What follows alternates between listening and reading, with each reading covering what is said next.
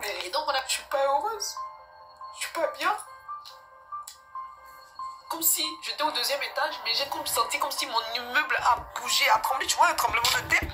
Et la voix qui est sortie. Croyons en Dieu, c'est magnifique d'avoir Dieu dans sa vie. On fait mes examens, on fait des scanners et tout. On voit pas de tumeur. Aujourd'hui, j'aimerais qu'on écoute tout simplement en fait l'histoire d'une personne qui m'a beaucoup marqué et qui m'a beaucoup touché. C'est l'histoire en fait d'une chanteuse. Je crois que beaucoup d'entre vous qui avez décidé d'ouvrir cette vidéo, vous connaissez cette personne, The Style, ou encore appelée Pandira. Cette personne qui nous a fait sourire, qui nous a fait rire à travers ces vidéos de Jojo le comédien, Axel Méry. Comment aujourd'hui, elle a rencontré, elle a expérimenté, elle a vécu une chose terrible dans la présence de Dieu.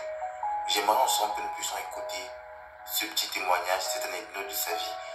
Et n'hésitez pas à en dire en commentaire ce que vous en pensez. Merci. Qui est une amie, et j'étais avec Frida, Myrna. Je riais, je dansais, mais eux, ils savaient pas ce que j'étais en train de préparer. Je suis rentrée à la maison, j'avais déjà un mois en avance, j'avais fait souscrire à des assurances pour pouvoir permettre à ma mère de venir récupérer mon corps, parce que ça aussi c'était énuméré que je vais être enterrée chez moi. Mais j'avais tout préparé pour mon départ. Et je me rappelle, ce jour-là, j'ai même écrit un message à Jojo où je lui disais « Je t'aime, je suis fière de toi, etc. Continue. N'abandonne pas tes rêves, etc. » Mais je partais. J'étais en train de partir. Et donc, on a fini de manger. J'ai pris mon Uber. Je suis rentrée. J'ai fait une dernière lettre à ma maman. Ne pas me détester, mais je suis pas heureuse. Je suis pas bien. De pas m'en vouloir. Je demandais pardon à ma fille. Si je suis pas moi-même heureuse, comment voulez-vous que je rende les autres heureux? Et j'ai voyé des psychologues, mais ils n'ont pas réussi forcément à me ramener. Donc j'ai écrit, et j'ai demandé pardon à Dieu toute la soirée. Et à 20h, j'ai pris tous les comprimés que j'avais chez moi. J'ai dit, je vais me reposer, je suis fatiguée. Et c'est là que la spiritualité est rentrée dans ma vie. C'est le premier phénomène paranormal que j'ai vécu. J'ai entendu, comme si j'étais au deuxième étage, mais j'ai senti comme si mon immeuble a bougé, a tremblé, tu vois, un tremblement de terre. Et la voix qui est sortie. Croyons en Dieu, c'est magnifique d'avoir Dieu dans sa vie. La voix a dit, c'est pas pour ça, c'est pas ça ta mission, c'est pas censé se passer comme ça. Il était 20h, tu sais à quelle heure je me suis réveillée? 15h. Le lendemain. Le lendemain. Je me suis réveillée à 15h. Je me réveillais, je dis que c'est quel sommeil, c'est quel somnifère. Et quand je me suis réveillée, c'est comme si il a endormi endormi. Il fait des médicaments? Non, j'ai même pas pris les comprimés, justement. Pas pris les comprimés? Non, c'est quand je fais la prière pour demander pardon à Dieu que malgré l'acte que je pose, reçois-moi. Même en partant, j'ai besoin de toi. Fortifie-moi. C'est ça, pendant cette prière-là qui m'endort, justement. Quand je me réveille, les comprimés sont là. C'est comme si l'esprit de la pensée du suicide, on l'a effacé. J'ai tout rangé, j'ai jeté les comprimés, tout rangé, nettoyé ma maison. Et j'ai dit, je me retire des réseaux sociaux. Wow. Je me suis retirée, je crois, un mois. On m'a pas vu. On m'a pas entendu. Les gens même allaient écrire au Jojo, elle est où pour dire, j'étais enfermée chez moi. Si on me voit sortir, c'est que je suis allée faire mes courses et je reviens me renfermer. Je me suis renfermée dans la prière. J'ai prié. Je partais même plus à l'hôpital. C'est là où j'ai rencontré réellement Dieu. À ce moment-là. Je me suis renfermée, j'ai prié. Et je me suis rendu compte en priant que j'avais trop le cœur lourd. Trop de haine, trop de rancune. Et j'ai dit à Dieu, fais-moi la grâce du pardon. Je ne peux pas avancer si je ne pardonne pas. Je ne peux pas aller quelque part si je ne pardonne pas. Fais-moi découvrir les joies du pardon. Je ne te demande pas de me rendre riche. Je ne te demande pas de me donner la gloire. Donne-moi simplement le pardon. C'est tout. Mon cœur avait besoin d'être dans le pardon. Et j'ai fait ça. C'était de novembre à décembre.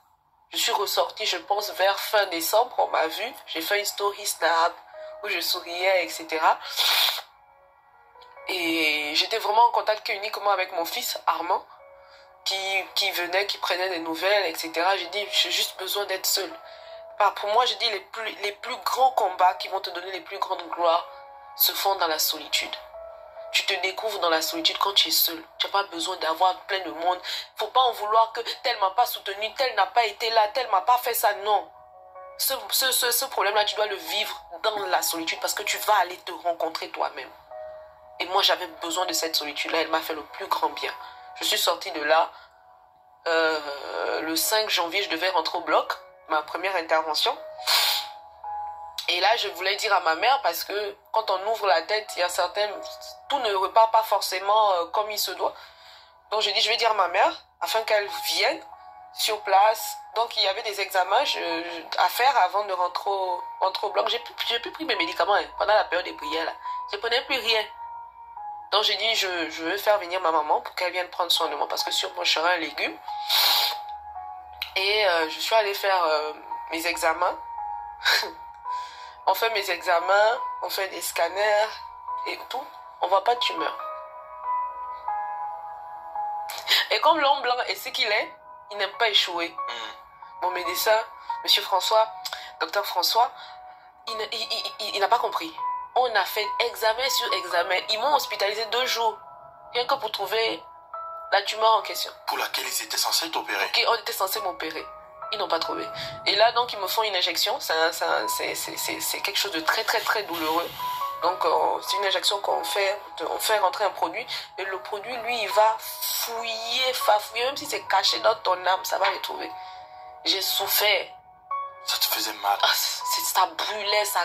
Tu sais pas, c'est douloureux, cet examen. Il n'y avait aucune tumeur. Et je me suis dit, Dieu me donne une chance d'être meilleure. C'est mon miracle. Et c'est là où j'ai décidé, je dis, je vais rentrer chez moi. Je vais rentrer en Afrique. Parce que l'Europe n'est pas forcément ce qu'on dit. Il y a des revers, il y a des difficultés, il y a beaucoup de choses derrière. Les jolies photos Instagram, les Champs-Élysées, il y a une réalité pour nous les expatriés. J'ai dit, à la base, je suis venue pour chercher un fonds de commerce, pour me lancer. J'ai quand même quelques euros, même si j'en ai perdu beaucoup. Parce que j'ai pas forcément investi comme il fallait. J'ai dit, bon, je vais rentrer en Afrique. Je veux me battre. Et c'est là que je suis rentrée.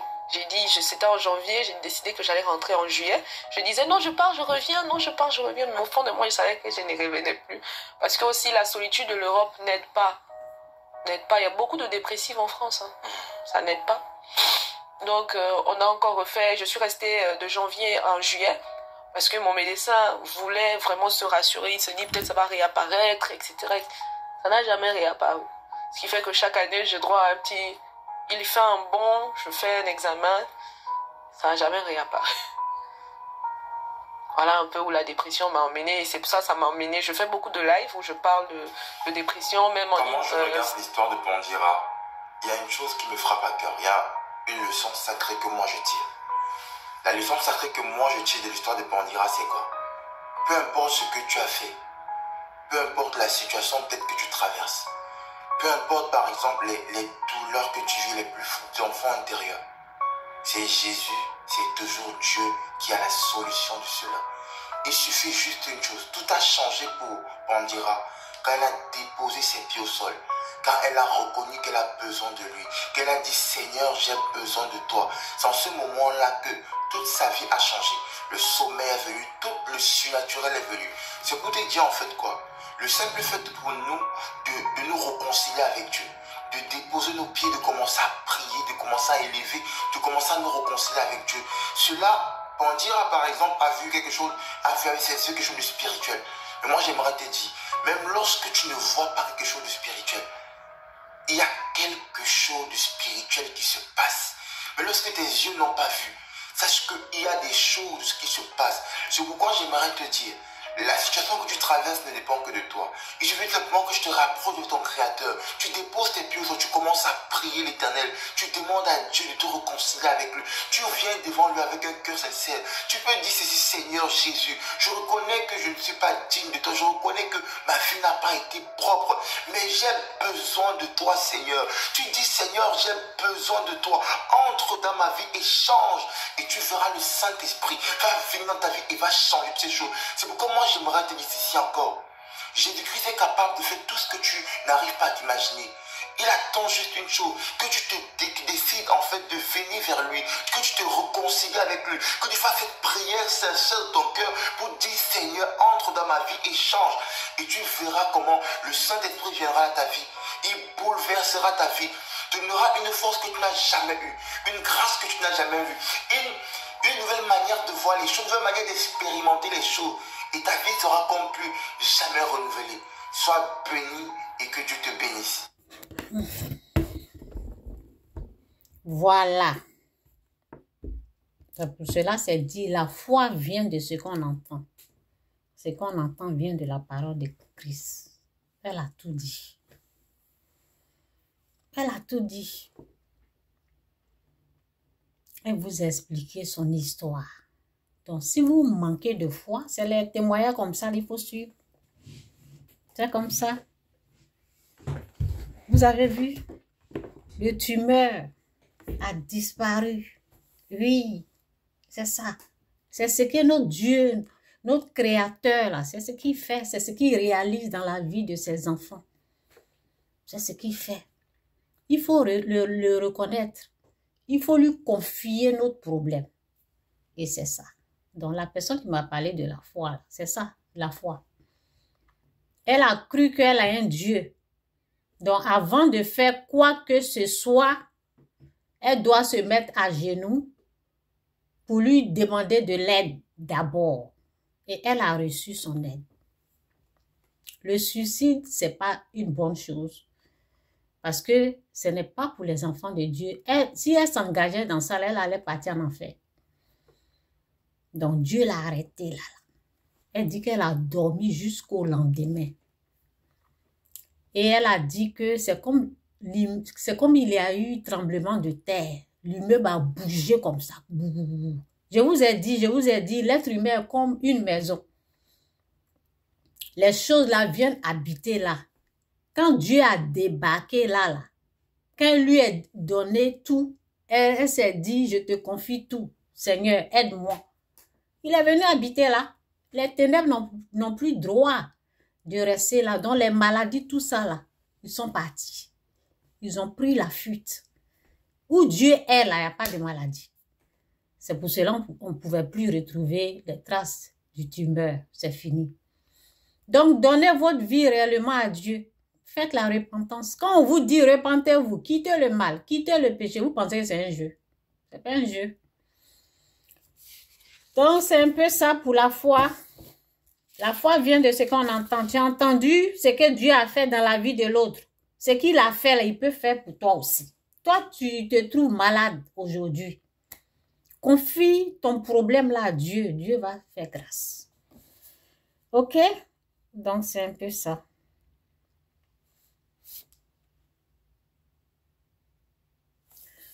Donc, qu'est-ce que je devais dire là même là?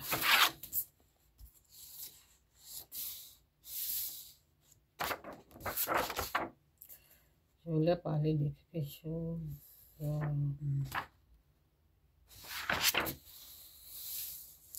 Donc, je vais parler de moi. Bon, j'ai pris, parce qu'il y a les gens, deux personnes, bon, plusieurs personnes, j'ai pris 2 messages. Donc, où c'est le message là? Il y a les gens qui ont dit conseil sur la spiritualité, sur le conseil sur le monde spirituel. Bon, pas aujourd'hui. J'ai pris prédication sur la foi. Donc, c'est la foi que je vous ai montré. La foi vient de ce qu'on entend. Donc, c'est dit conférence, exclusivité, croyance religieuse, conférence sur la religion. Discussion, oui, c'est ça, il y a écrit discussion sur la religion. C'est comme discours. Discours, c'est de, ou bien conférence. Bon, la personne, il y a les gens qui veulent que je les invite, oui, c'est à eux que je veux parler. Ceux qui veulent que je les invite, vous voyez un peu, non? Pour qu'ils viennent discuter, faire des discours, bien, je sais pas, parler. Vous voyez, discussion, tout ça là. Je suis pas dedans, au fait. Donc, je vais vous parler de... Bon, j'ai éteint la lumière, là. Je rallume. Je réallume.